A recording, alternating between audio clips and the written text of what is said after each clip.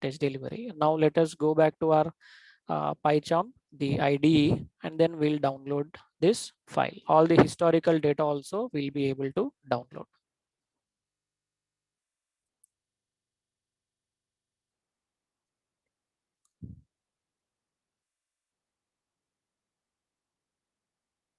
So we need a module called as a request for this,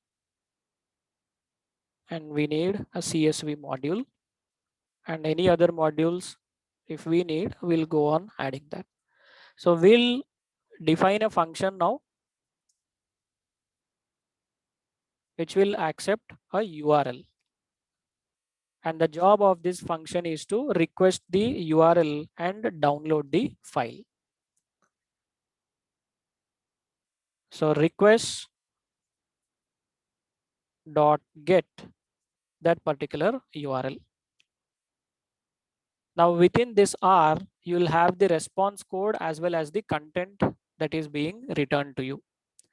So first check if the response is 200 or not. If the response is 200, that means whatever page you were requesting for, that page is successfully delivered to you. If the response code is 404, means the page that you are looking for does not exist on the server. If the response code is 500, that means there is an error on their particular server. The server whichever is delivering you the page, there is an error. So if r.ok means the returned code is 200, then extract the file name. So we'll be storing this, and whatever URL you have requested for, within that URL, the last 16 characters will be the file name. So we are assigning it to our file name. Now, where do you want to store this?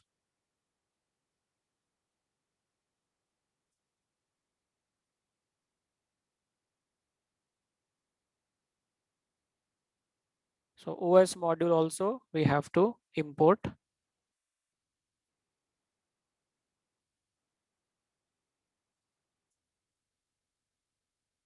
So now give it a path where you want to store the downloaded file.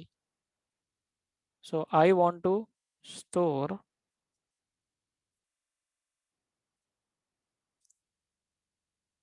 wherever this project is right now. I want to store it there itself. So right click and copy the path.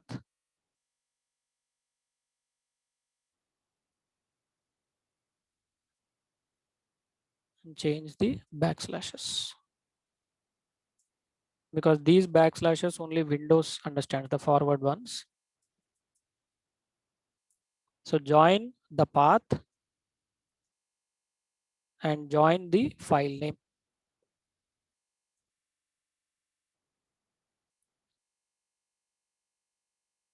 And now open the file in writing mode, binary writing mode. Because downloading will not be as simple as a dialog box will open. You will select the path where you want to download it and click on OK. That won't be the case in case of this Python. So whichever file you have got it, you have to open it in writing mode and you have to write the content that you got in your response, that too in binary mode.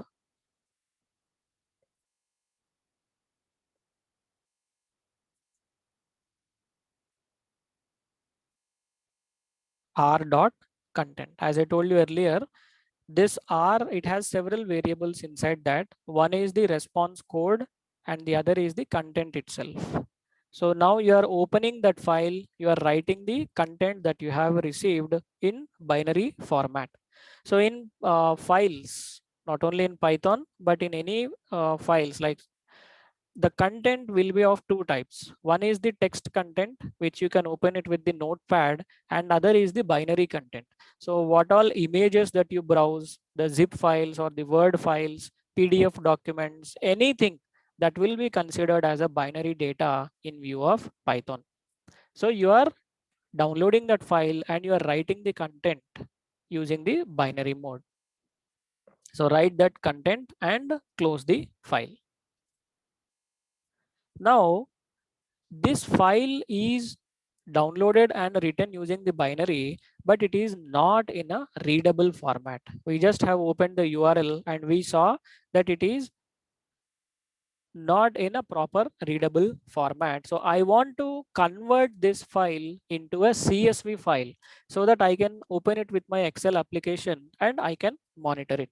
So in order to convert this downloaded file into CSV file, because what was the extension earlier we saw .dat, there might not be any other application which can open this .dat file. So we'll be converting that into CSV file now.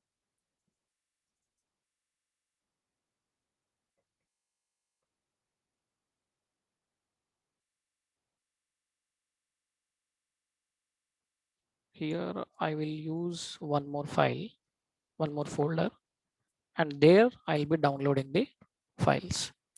So with this path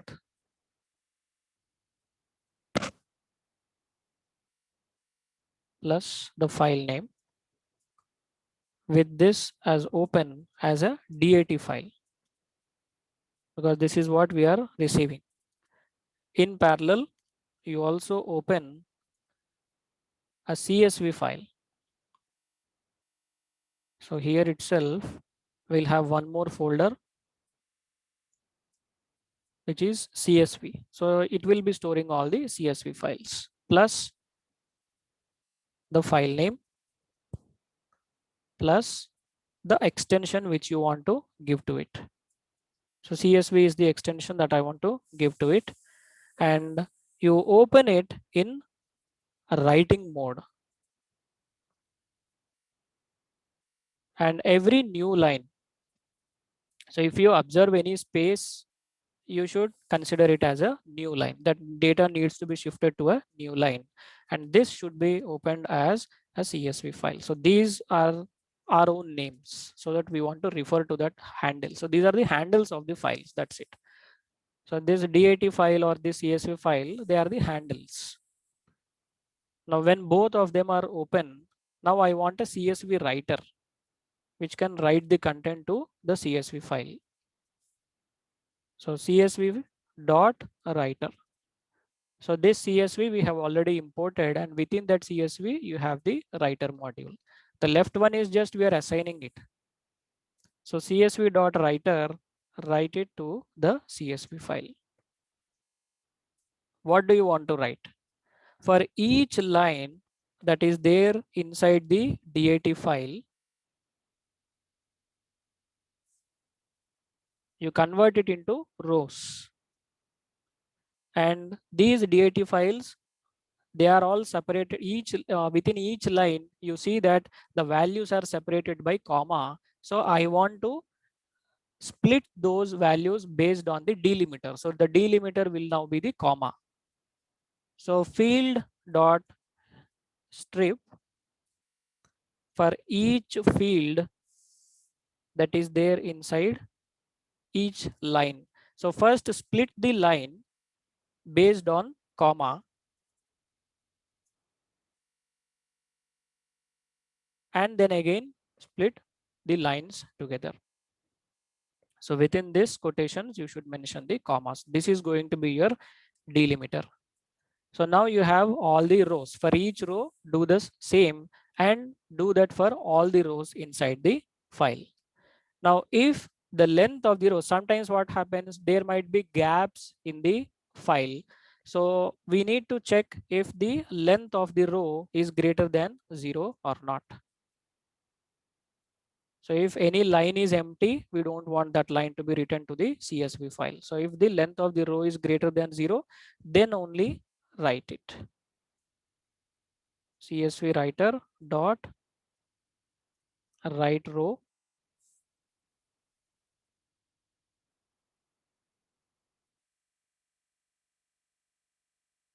So this does the job for us now. First, we are downloading the DAT file.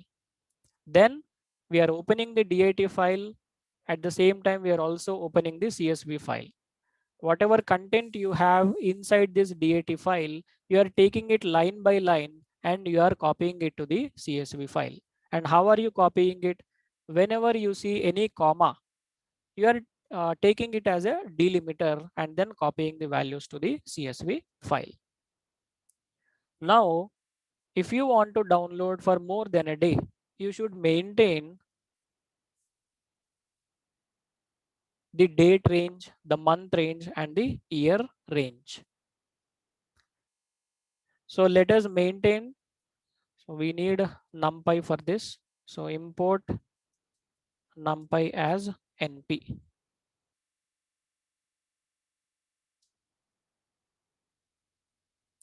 So maintain an array where you have dates in between 1 to 31, and each date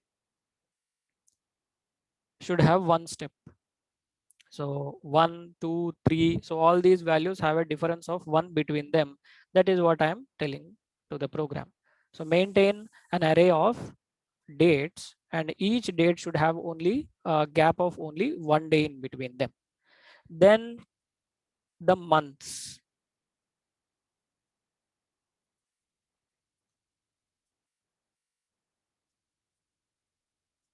Now if you recall the URL, the months are there as numbers.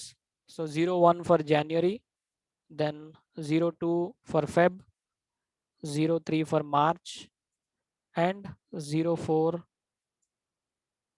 for April, May, June, July, August, September, October, November, and December. These are the months in which I want to download the data. And now the year. So as of now, we'll take the year as a single one, which is 2021. So from Jan 1st of this year, I want the percentage delivery files of all the days until the last traded day. Now it is time to construct the URL, the list of URLs. So that list of URLs,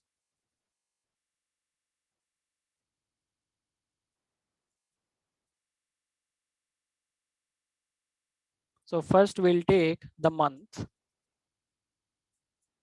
So in all these months, first pick up the January month, then loop through all the days, then pick up the Feb month, then loop through all the days within the Feb month. So the outer for loop should be your month. And if you are including year list also here, then the outer for loop will be year. Then the immediate inner loop would be month, and the next inner loop would be the day. Since we have the year as a constant, we don't have any list here. So that's why I'm maintaining only a 2 loops. And then the inner loop will be for dates.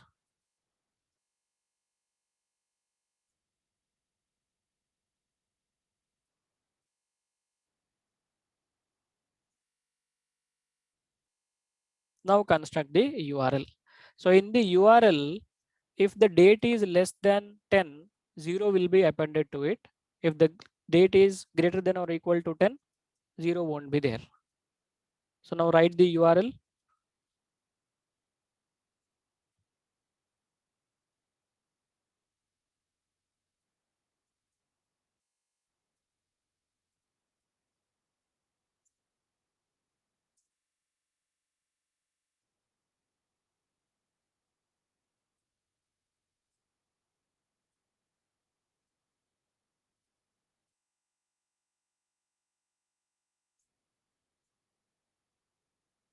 So this is the whole URL. Now 0 should be appended here. This follows by the date. Convert the date into a string because you want to concatenate it. So string of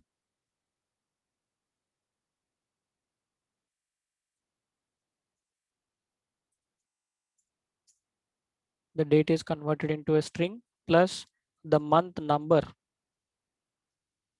of I plus the year.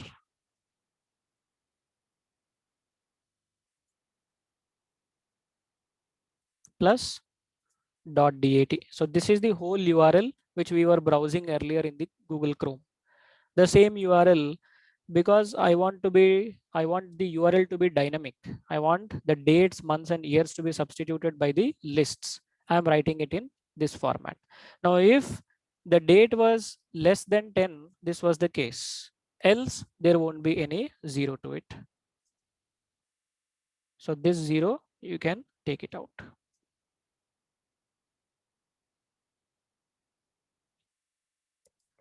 And from this, you can extract the file name also. And maintain a list of URLs now. So you will take one empty list, and to that empty list, we'll append all this.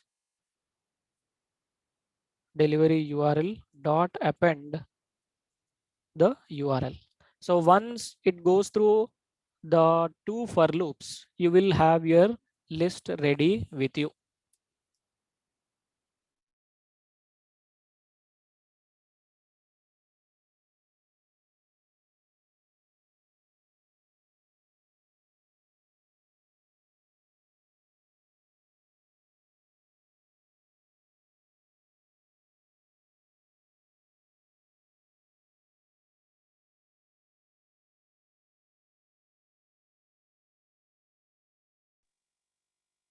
So you have appended the URLs to your list.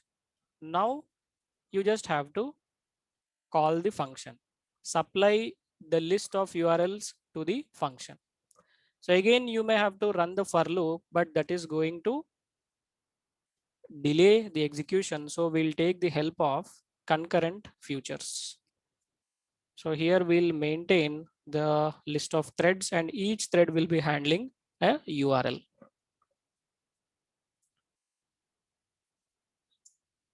So with concurrent futures, you'll have the thread pool inside this. So each task will be assigned to a thread. Map each thread to the function. So give the function name over here without the parenthesis, and then give the list. That's it. When you run the program, the files will be downloaded automatically and they'll be stored in the path that you have asked for. So let us run the program.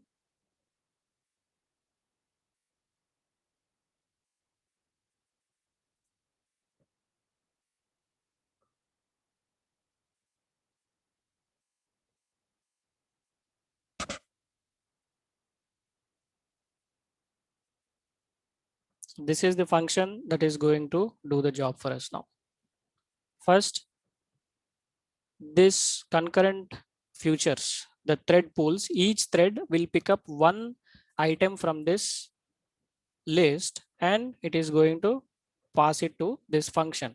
And this is going to happen concurrently without even a gap of a millisecond.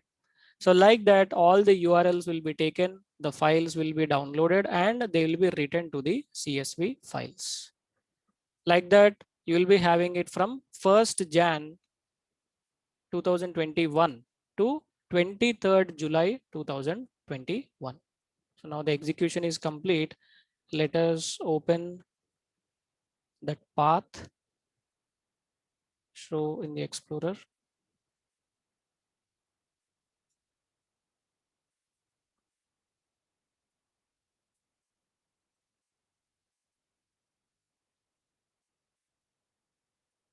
So MTO is the folder in which the files were downloaded, and in this CSV they got converted into CSV file. So like this, you can download the files using your Python program. So this is what I wanted to share with you all, and that's it for this webinar. So if you want to perform any other strategies like monitoring the fall in stock price, then clubbing it with the rise in percentage delivery. Those all things also you can achieve in this program itself.